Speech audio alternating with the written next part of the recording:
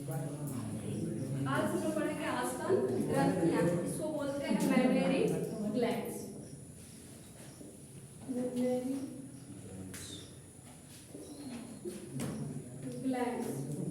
देखो female reproductive system में मैमेरी glands भी क्या बताएं, ये भी सहायता करता है, क्योंकि शिशु जब से माँ के गर्भ में पलना शुरू कर देता है तब से स्तन ग्रंथियों में भी क्या होने लगता है, सारी प्रक्रियाएं शुरू होने लगती हैं। किस तरह एक माँ के अंदर जब बच्चा वो पल रहा होता है तो माँ के अंदर कैसे दूध का निर्माण होता है, कैसे मिल्क का निर्माण होता है, वो सारी प्रक्रिया हम लोग इसमें जानते हैं स्तन ग्रंथियां में। यानी मानव फीमेल के रिप्रोडक्टिव सिस्टम में जो आती है स्तन ग्रंथियां, उसमें हम लोग जानेंगे कि माँ के अंदर जो मिल्क का फॉर्मेशन होता है वो कहाँ होता है और कौन से हार्मोन करते हैं और कौन से हार्मोन उसको बाहर निकालते हैं। देखो ये माँ के पूरे स्तन ग्रंथियों का फिगर है।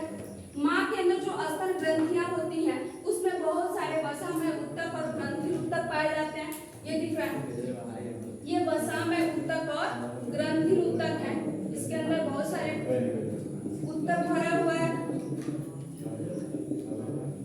इस उत्तक के अंदर, यही उत्तक जो इसके अंदर उत्तक है, इसी उत्तक के अंदर कम से कम 15 से 20 लोब्स पाए जाते हैं, जिसको बोलते हैं मैमेरी लोब्स। ये लोब दिख रहा है, इस लोब को बोलते हैं मैमेरी लोब्स। यही उत्तक परिवर्तित हो जाता है कुछ लोब्स में और इस लोब को बोलते हैं मैमेरी लोब्स। देखना इनकी संख्या होती है 15 से 20। इसको क्या बोलते हैं, मैमेरी लोब। इस मैमेरी लोब्स के अंदर कुछ कोशिकाएं होती हैं, कुछ कोशिकाएं होती हैं। वो कोशिकाएं ऐसे पूरा घना हो जाती हैं, जिसको बोलते हैं कुपिकाएं, और कुपिकाओं को अंग्रेजी में बोलते हैं एल्वियोलाई। इसी कुपिकाओं वाली कोशिकाओं से दूध का स्रावण होने लगता है और इसके गुहा में क्या होने लगता है, एकत्रित होने लगता है। ये होता है मिल्क। देखना कि ये कोशिकाएं होती हैं, यानी लोब्स के अंदर क्या बन गए, कोशिकाएं, कोशिकाएं। और कोशिकाओं के अंदर ये कोशिकाएं ही क्या करती हैं, मिल्क का स्रावण करना शुरू कर देती हैं और ये मिल्क इनके गुहा में क्या हो जाता है, जगह जगह जो गुहा है इन गुहाओं में इकट्ठा होना शुरू हो जाता है। ये कैसे ये मिल्क यहाँ से निकलता है, व्यक्ति के अंदर यानी ह्यूमन के अंदर मस्तिष्क में पाया जाता है पिट्यूटरी ग्लैंड, पीयूष ग्रंथि। उस ग्रंथि का नाम क्या है, पीयूष ग्रंथि। पीयूष ग्रंथि के दो भाग, अग्रभाग और पश्च भाग। मान लो यहाँ पे क्या है, ये हेड है और हेड में पाया गया क्या, पिट्यूटरी ग्लैंड। पिट्यूटरी ग्लैंड से, पिट्यूटरी ग्लैंड के दो भाग, अग्रभाग और पश्च भाग। अग्रभाग से हार्मोन्स निकलता है जिसका नाम होता है प्रोलैक्टिन। अग्रभाग से हार्मोन्स निकलता है जिसका नाम है प्रोलैक्टिन। ये हार्मोन क्या करता है, इन कोशिकाओं को प्रेरित करता है, इन कोशिकाओं से मिल्क का स्रावण करने के लिए उत्तेजित करता है।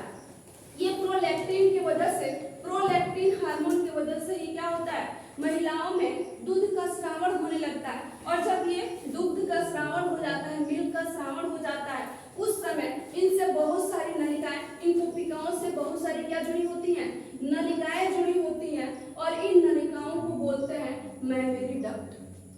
जो कोशिकाएं से नलिकाएं निकलती हैं उन नलिकाओं को बोलते हैं मैमेरी डक्ट। ये मैमेरी डक्ट पुनः जाके एक साथ जुड़ती हैं, इसको बोलते हैं मैमेरी एम्पुला। इसको क्या बोलते हैं, मैमेरी एम्पुला। और मैमेरी एम्पुला फाइनली जाके नेपल के पास खुलती है। इस डक्ट को बोलते हैं लैक्टोफेरस डक्ट। लैक्टोफेरस डक्ट इसलिए बोलते हैं क्योंकि दूध से संबंधित है और बताया गया था कि दूध में कौन सी बैक्टीरिया पाई जाती है, लैक्टोबैसिलस बैक्टीरिया, जो दूध से किसमें चेंज करती है, दही बनाने में चेंज करती है। इसी के नाम से देखते हैं, जब हम मिल्क का शुद्धता नापते हैं तो उस शुद्धता नापने वाले यंत्र का क्या नाम है, लैक्टोमीटर। इसी से बना है, इसी लैक्टोबैसिलस से ही बना है लैक्टोमीटर। और उसमें एसिड भी पाया जाता है, दही में जो एसिड पाया जाता है उसका नाम क्या है, लैक्टिक एसिड। तो इसीलिए इस नली का नाम रख दिया गया क्या, लैक्टिफेरस डक्ट। और ये लैक्टिफेरस डक्ट से फाइनली यहाँ पे मिल्क क्या हो जाता है, स्रावित हो जाता है। और उसके बाद जब माँ को जब बच्चा माँ के स्तन को पकड़ता है और उससे ये होता है निपुल। ये घना वाला भाग कहलाता है क्या? निपुल। और निपुल के किनारे कुछ ग्रंथिल कोशिकाएं होती हैं। ऐसे कुछ ग्रंथिल कोशिकाएं होती हैं, उत्तक टाइप के ग्रंथिल टाइप के गोलाकार होती है, उसे बोलते हैं एरियोला। और ये सेंसिटिव ऑर्गन है। ये कौन सा ऑर्गन है? सेंसिटिव, संवेदनशीलता को व्यक्त करता है। जैसे ही एक शिशु माँ के स्तन को पकड़ता है दूध पीने के लिए, वैसे ये सेंसिटिव हो जाती है और यहाँ पर सिक्रीट होता है एक हार्मोन जिसका नाम होता है ऑक्सीटोसिन। ऑक्सीटोसिन। और ऑक्सीटोसिन ये पिट्यूटरी ग्लैंड के पश्च भाग से निकलता है। पिट्यूटरी ग्लैंड के किस भाग से निकलता है? पश्च भाग से। और यहाँ आके ये क्या होता है? सिक्रेट होता है और उसके बाद दूध यहाँ से क्या होता है? बाहर निकलता है। तो देखो इसमें दो प्रकार के कि दूध का श्रावण, जो माँ के स्तन में दूध बनता है वो किस हार्मोन के कारण बनता है? प्रोलैक्टिन के कारण। और माँ के स्तन से दूध बच्चे के मुंह में जाना, यानी माँ के स्तन से दूध बाहर निकलने की प्रक्रिया, निकलने के लिए कौन सा काम आता है? ऑक्सीटोसिन। यानी स्तन से दूध बाहर निकलता है ऑक्सीटोसिन हार्मोन के कारण। और स्तन के अंदर जो दूध बनता है वो किस हार्मोन के कारण होता है? प्रोलैक्टिन के कारण। समझ में आ गया? ये पूरी क्या है? एक स्तन, माँ का एक स्तन है और माँ के स्तन में जो इतने हैं ये वसा में उत्तक भरा होता है। ये वसा में उत्तक कुछ लोब्स में बढ़ जाती है, उन लोब्स को बोलते हैं मेमोरी लोब्स। और इन लोब्स में कोशिकाएं बनती हैं जिन कोशिकाओं को बोलते हैं कूपिकाएं या एल्वियोलाई।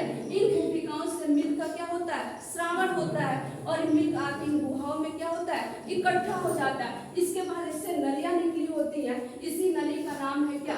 Memory duct. फिर ये मेमोरी डक्ट जाके एक साथ जुड़ती है जिसे बोलते हैं मेमोरी एम्पुला। और मेमोरी एम्पुला फाइनली एक नली में खुलती है जिसका नाम है लैक्टिफेरस डक्ट। और आगे ये निपुल और ये एरियोला। और इस तरह दूध का एक श्रावण होने लगता है और पूरा दूध माँ के स्तन में बन जाता है। और यह प्रक्रिया होती है जब शिशु क्या होता है? जन्म लेता है। उसके बाद यानी शिशु के जन्म होने के बाद ये सारी प्रक्रिया क्या हो जाती है? माँ के अंदर शुरू हो